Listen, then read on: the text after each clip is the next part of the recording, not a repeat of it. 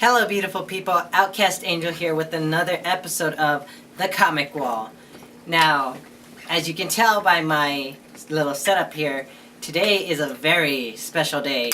Today was the release of the first issue of Robert Kirkman and Lorenzo De Felici's Oblivion Song. Now, the hype for this series was absolutely real because as you can see next to me, Robert Kirkman and Skybound had the great idea to release a special collector's edition for issue number 1. And as you can see from my previous video, the unboxing of said collector's edition, it's pretty phenomenal, really. It's a beautiful statue. We get an awesome variant cover with it.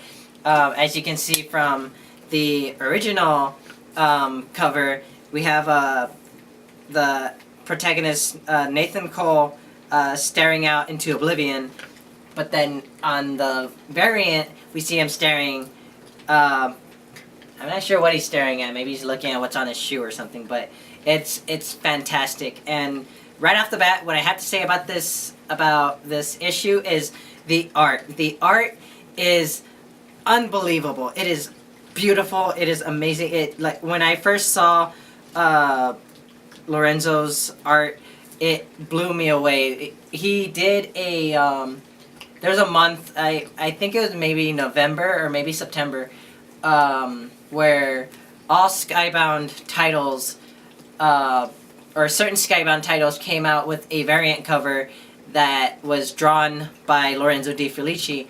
I believe it was Walking Dead, Gasolina, Invincible, what else? Manifest Destiny. I'm looking over there because I'm looking at my variant wall, which, as you can see behind me, I have more than one wall. Birthright. What is it? Redneck, and I believe that's it. Yeah. Oh, and Kill the Minotaur. If you guys don't remember Kill the Minotaur, you should. Anyway, so this issue was a great intro into Oblivion, because if you remember the synopsis of the story, first off, if y'all haven't read this series and you haven't been able to get your hands on issue 1, this video will contain spoilers. So if you haven't gotten your copy yet, if you haven't decided whether or not it's for you yet, this video will have spoilers. It's gonna have a recap and a review. So if you want to see that, click away right now. But for the rest of y'all that have read it or have questions, this is a video for you. Anyway, so yeah, like, we got to see what exactly Oblivion is. And originally when I saw it, I thought maybe it's just another apocalyptic story, but that's not really the case. If you remember the synopsis, a huge chunk of the city of Philadelphia was just gone, just completely disappeared, and replaced with a huge chunk of land from another dimension. Along with that chunk of land came creatures, giant monsters, different kinds of monsters that humanity had to deal with. And not only that, over 300,000 people disappeared along with that chunk of Philadelphia. So later, scientist Nathan Cole discovers the technology able to cross between dimensions of that chunk of land, that chunk of Philadelphia, and that chunk of alternate dimensional land, where they cross, so they're able to cross over and rescue people. yeah, and so I guess they kept that up for a while until until it was harder and harder to find people. But as we can see here in this issue, you know, Nathan finds 2 more people, and he hopes to be able to use this this victory to be able to get more funding into his project again, because obviously they've stopped funding him, and he's kind of just going out to find people as he goes. Anyway, oh, side note, if y'all are worried about not being able to get the first issue, you know, don't worry, because they're not going to be doing a second print or third print or any other secondary printings. They actually printed a whole bunch of issue number 1, so, you know, there's no excuse to get it, and I doubt anyone else is going to be enough of a jerk to just buy out the whole comic shop, you know, so it's not practical. Anyway, so we see that Nathan Cole is actually working with 2 other scientists who I guess was part of his team when he first started going crossing over, and as we can see, one of his team members is actually one of the survivors that Nathan pulled back. He spent some time over there, and you can see it in his face. He looks very aged. He looks very old. And I doubt he's that old, you know. I don't even think he has gray hair on him. It's kind of peppered. But anyway, you know, you can just see it in his face. And I love how Lorenzo really brings out the age in these characters. I love this next scene because they ended up containing the area that was, I think what they said was the area of transference, and they built a wall around it. Trump, eat your heart out.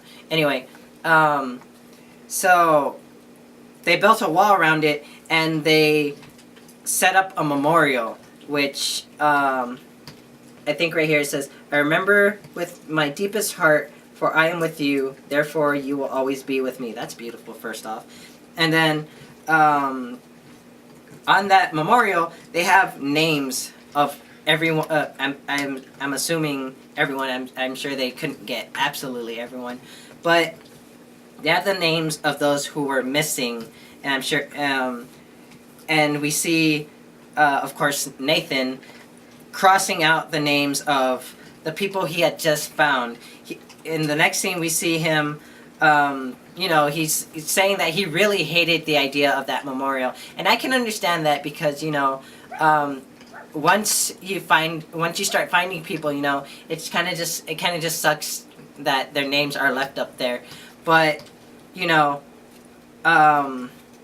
his I guess his wife or his girlfriend, they don't really mention here, but you know, she says that it's closure to, oh no, I guess a kind of closure, like once seeing their name on a memorial, you know, like seeing a name on a gravestone, it's kind of set in, excuse the term, set in stone that, you know, they're possibly gone. But she argues that with Nathan constantly crossing out names, it's making it harder to accept this type of stuff. Anyway, in one scene, Nathan is at a courthouse. I'm sure he's probably meeting with some head of government or military or something, and he's trying to get more funding for his project. Turns out that Nathan isn't the good Samaritan he seems to be. Turns out he's actually looking for his brother, and I believe it's his older brother. Anyway, it's he's looking for his brother. That's the whole reason why he keeps going back. It's been almost 10 years since the transference, and he's still going back to look for people. So, with that being said, I guess we can see that he's really you know, he and his brother left off on bad terms. His brother got lost, and now he's really trying to find him. Now, back to that, when Nathan next goes in, he finds a body, and he's talking to this corpse after burying it and taking a dental cast of it, thinking, "Is this you, Ed?" Because his brother's name is Ed, and from there we see two people who are spying on him. Turns out that the people who Nathan found were sent to find him, actually, because they wanted to see why or who he is and how he's able to just disappear. And then we see at the end of this issue, we see Ed, Nathan's brother, as the leader of this little spy group. So, you know, I think that's pretty cool to me. I think it's awesome. You know, we get to see, wow, his brother's alive and he's in some kind of leadership position. But I feel that it's a little too fast to be introducing, or not introducing, but a little too fast to show, like, hey, here he is, you know. I feel it could have waited a couple issues, but, you know, I'm not the one telling the story. If you've read any of Robert Kirkman's other series, such as The Walking Dead, Invincible, Outcast, Thief of Thieves, just some of many great titles, you know, you can tell he writes really well. He has some fantastic stories, and he works really hard with everyone around him to really bring out an amazing story, you know. And even with just the first issue alone with the Oblivion Song, it shows, you know. He's been working really hard.